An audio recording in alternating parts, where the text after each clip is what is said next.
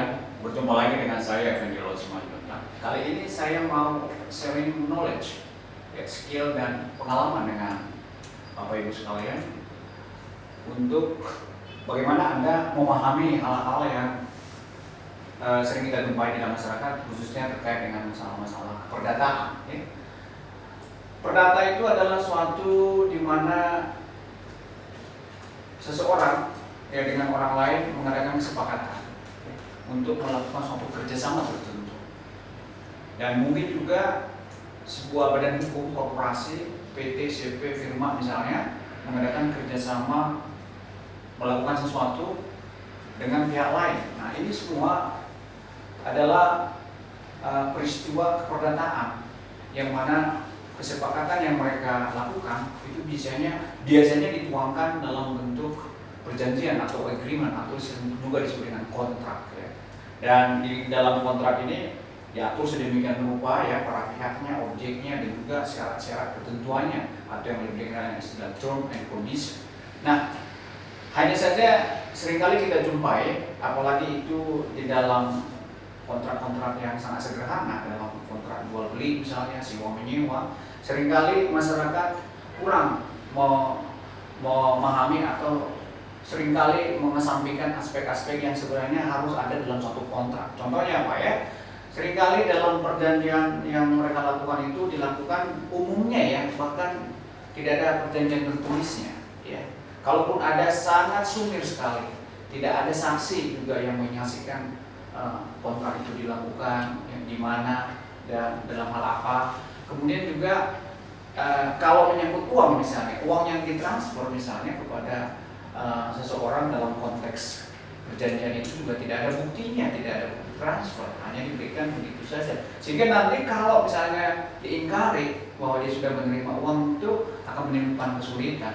Juga seringkali tidak diatur misalnya kondisi-kondisi apa yang membuat seseorang itu harus menanggung denda misalnya, harus menanggung penalti misalnya. Juga tidak disebutkan limitasi waktunya sampai kapan itu perjanjian berlangsung, dan kapan jatuh tempo yang harus dipenuhi oleh pihak lawannya.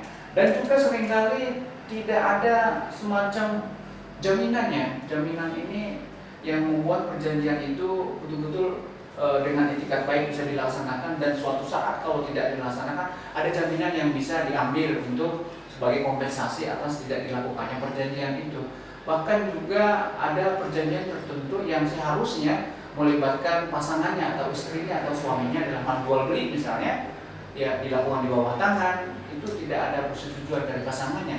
Dan ini semua kalau nanti ada masalah, ini pasti akan bisa merugikan kepentingan saudara. Oleh karena itu, perjanjian yang bagus itu memang harus memenuhi hal-hal yang seperti tadi itu dipenuhi. Maksudnya supaya perjanjian itu betul-betul bisa terlaksana sebagaimana diharapkan.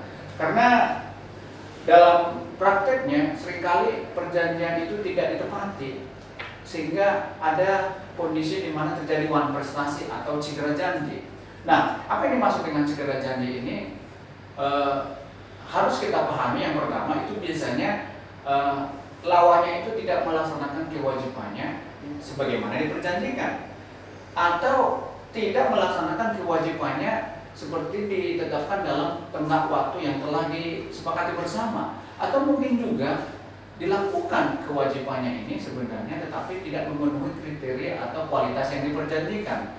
Ini nantinya semua akan membuat suatu keadaan di mana orang lain itu akan dirugikan.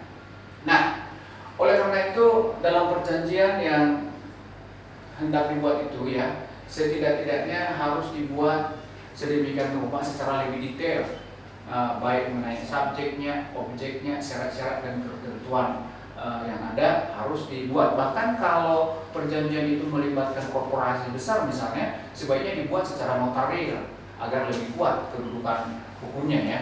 Lalu apa yang terjadi kalau misalnya orang itu melakukan wan prestasi terhadap saudara? Yang pertama, pastilah Anda punya hak ya untuk mengingatkan dia agar dia memenuhi kewajibannya. Lalu yang kedua, boleh juga Anda mengingatkan dia agar jangan lagi melakukan kewajibannya karena memang tidak sesuai dengan kualitas yang diperjanjikan misalnya. Kalau itu juga tidak dipenuhi atau tidak diindahkan, maka tidak ada pilihan lain kecuali Anda menghentikan kerjasama itu dan meminta ganti rugi dan juga meminta bunga ataupun denda atau kerugian-kerugian lain yang Anda derita. Nah, sebaiknya memang kalau Anda melakukan kerjasama, make sure bahwa perjanjian ini akan bisa berlangsung dalam jangka waktu yang sebagaimana diperjanjikan dengan kesepakatan yang betul-betul sesuai dengan syarat-syarat dan ketentuannya. Karena kalau Anda diperhadapkan pada situasi wan prestasi, maka segala sesuatunya menjadi akan sulit. Karena kenapa?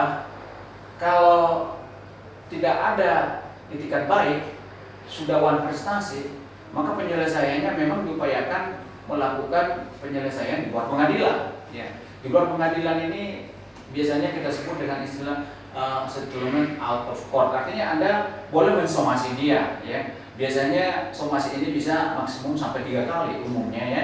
Somasi yang pertama biasanya isinya boleh dikatakan masih sekedar mengingatkan dia akan kewajibannya agar memenuhi, ya, apa yang harus dia lakukan supaya secara sukarela dia melaksanakan kewajibannya. Tetapi kalau pun itu tidak dilakukan juga, maka somasi yang kedua Anda sudah harus mengingatkan dia, bahkan memperingatkan dia secara lebih tegas lagi agar sekaligus dia mau memenuhi kewajibannya atau mungkin ada alternatif lain yang bisa Anda minta untuk dilakukan. Dan kalau itu juga tetap dia tidak indahkan atau tidak penuhi, maka tidak ada pilihan lain kecuali Anda mau mengirimkan somasi yang terakhir. Karena kalau ini isinya sudah lebih tegas, tidak ada lagi di sini opsi-opsi yang sifatnya sangat membuat keadaan yang tidak pasti. Artinya apa? Bahwa di situ hanya ada 2 alternatif, mau melaksanakan perjanjiannya atau menyelesaikannya secara hukum melalui pengadilan, dan tentu batasan waktunya juga sudah sangat jelas. Pada akhirnya, kalau ini juga semua tidak membuahkan hasil demi kepastian hukum, meskipun Anda sadari, ya, bahwa berperkara melalui pengadilan itu selain membutuhkan banyak biaya, ya, tenaga dan pikiran, maka kondisi di mana menang dan kalah itu harus Anda hadapi. Mungkin saja Anda akan kalah juga, dan mungkin juga Anda bisa menang, tetapi biaya yang Anda keluarkan juga bisa jadi sangat besar sekali. Tapi demi kepastian hukum, tidak ada pilihan lain kecuali Anda harus menyelesaikannya melalui pengadilan. Itu yang bisa saya sampaikan, semoga bermanfaat.